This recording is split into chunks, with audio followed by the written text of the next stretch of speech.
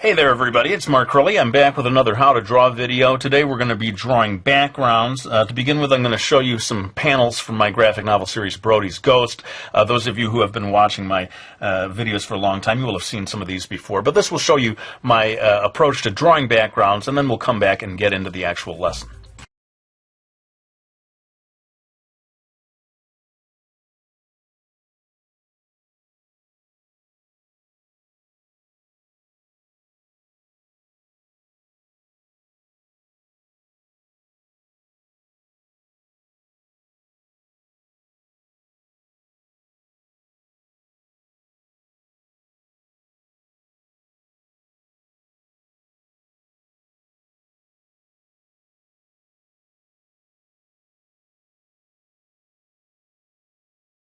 So there you see, I like to do these very hyper-detailed illustrations of environments. Those of you who are very careful viewers, you may have noticed the second to last illustration was one that you hadn't seen before. That's because I just finished that one the other day. This was for Brody's Ghost, Book 3. In any case, I'm going to get into the lesson. There's going to be a lot of time-lapse here because actually a lot of this is just based on me drawing lines with a ruler, and that could get pretty boring to look at. But let's begin with the basics of one-point perspective. If you understand one-point perspective, you can build all kinds of environments based on that drawing system. And if you've had like art lessons in school, this may be familiar to you, but you got a line that's the horizon line right here. You can see that going across. I've put in one dot right here on the horizon line. That becomes the vanishing point. And I just went ahead and drew this figure here to begin with. I'm going to be drawing a guy in this sort of future dystopian, post-apocalyptic. You can see I get into drawing that kind of a world. And so I'm going to begin by trying to draw a road that he's walking down. Okay, so I'm starting here, and let me just go ahead and do this in time-lapse, and then I'll come back and explain what I just did. Alright, so you can see I put some diagonal lines in here, all of them leaning back towards this one vanishing point. This becomes the road. You might see this as a partition in the middle, two different lanes or something like that. And what I'm going to do now is begin to build a sort of a slope, embankment kind of thing on either side going up diagonally. And for me, that just involves two more lines, basically, for the upper edges. So let's do that, and I'll come right back.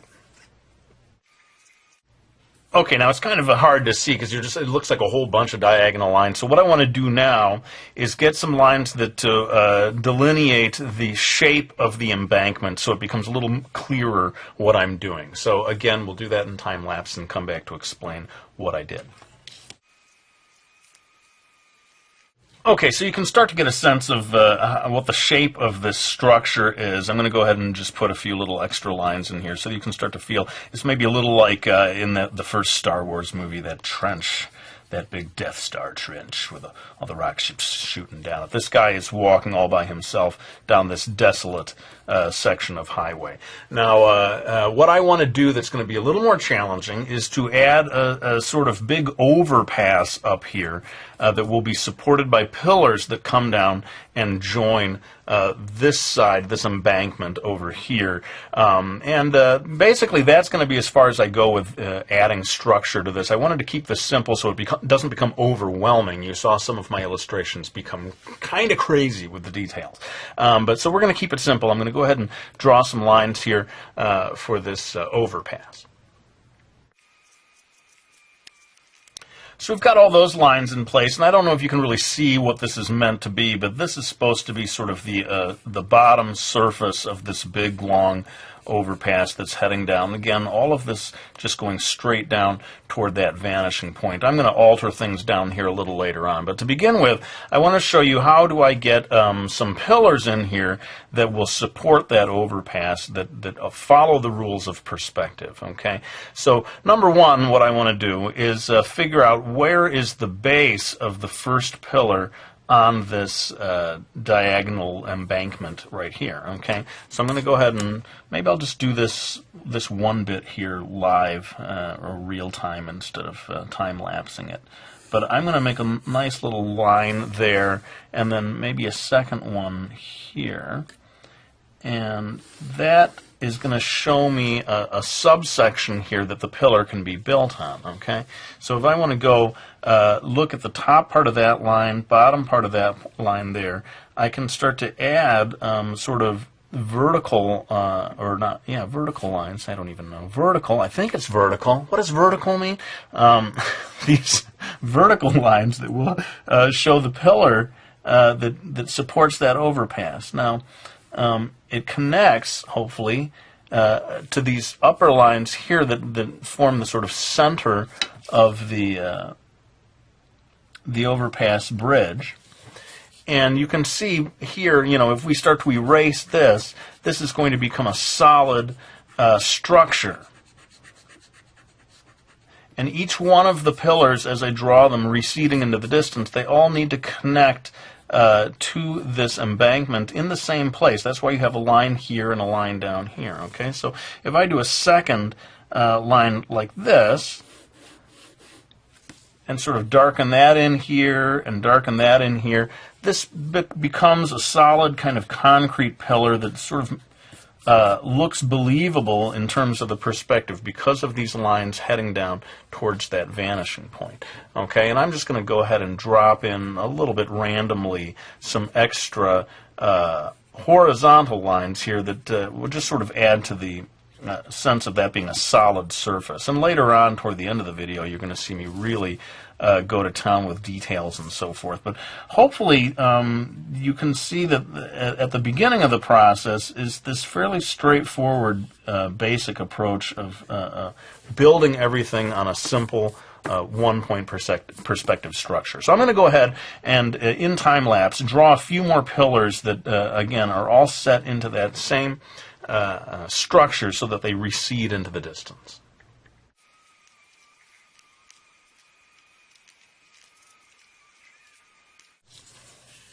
All right, so we're starting to get the basic structures in place here, and if all of this seems kind of overwhelming to you, if you're a beginner, then I would say try doing this without doing the overpass part of the illustration. Try just doing that bottom road part, and then you can kind of start to get your bearings and get down the basic concept of one-point perspective before you start trying to do more challenging things.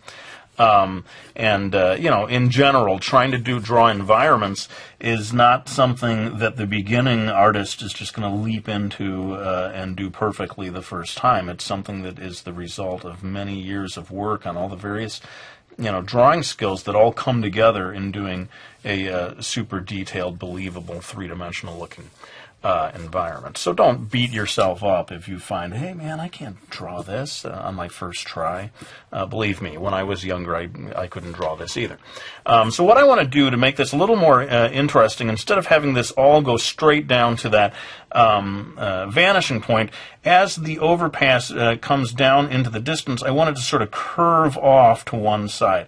At this point, if this thing is curving off, then we are starting to ignore that that point, the one point, in the distance. We can just have this head off in some other direction that frankly I haven't really thought about too much. It just maybe it's perpendicular, or parallel. Maybe, is that right? Parallel, perpendicular. I never know the words for anything.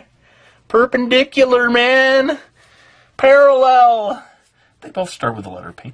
Anyway, so this is curving off and going across the surface of this desolate wasteland planet. And as I go in to continue drawing support pillars, I'll tell you the truth, I'm not worrying too much about, is this the right distance between the pillars that I've set up here? Am I drawing them too close together? In my style, I cut myself some slack, and I don't sit there worrying about the structural stuff too much. It is, after all, with Brody's Ghost anyway, a little bit of a fantasy comic. So in that sense, the main reason I'm doing that is I think it just starts to look a little dead when every single line is heading off towards the vanishing point. We rarely see that in real life, and so that's why I'm adding just a little curve in the highway there, and I think it'll eventually add some life to the scene. Now, I'm going to take what we've got here and just firm up these lines start to add a little more detail. Again, all in time-lapse. And then we'll come back and talk about maybe some of the very last things that I can do to finish off this drawing.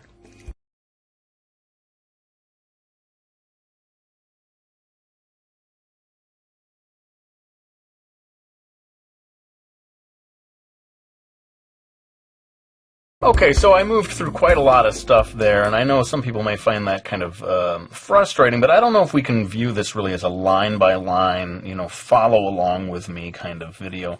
Hopefully you can regard this as sort of me giving you general principles that you can apply to a drawing of your own, and get a sense maybe of the order in which you do things, right? I build the structure first, in its basic lines, and then after that I go on and start doing these little tiny details. If you try to do the details first, you don't know where to put them, right? I mean, so it just makes sense to build the structure first. Although I'm always hesitant to say, you know, this is the way, or you should always do this. I just don't believe that with art. There's no always, right? Everyone finds their own techniques that work.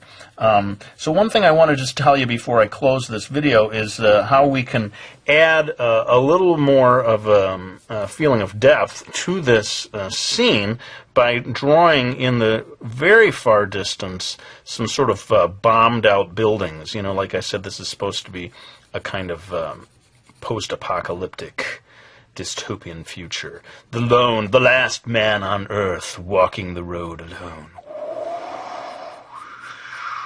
How do you like my wind effects there? Maybe I better not try to go into the sound effect industry. Don't quit your day job, Krilly. So just adding a few faint little buildings like this in the background, I think can finish off an illustration like this. You know, on purpose, I chose a drawing that would involve mainly straight lines. In the future, I may do more videos in which we take it to even more challenging places, and to me that means adding things like trees, cars.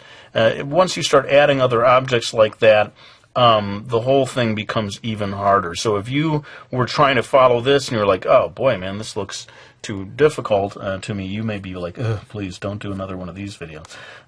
Because from here, it actually only gets harder. And that's basically the price you pay when you decide to start drawing realistic backgrounds. There is no easy way out. It requires a knowledge of perspective. It requires a lot of patience. And finally, what I'm going to do to finish this off, again, in time-lapse, I'm going to try to add some color to it with watercolor and just give you an idea of what I would consider a finished version of this illustration.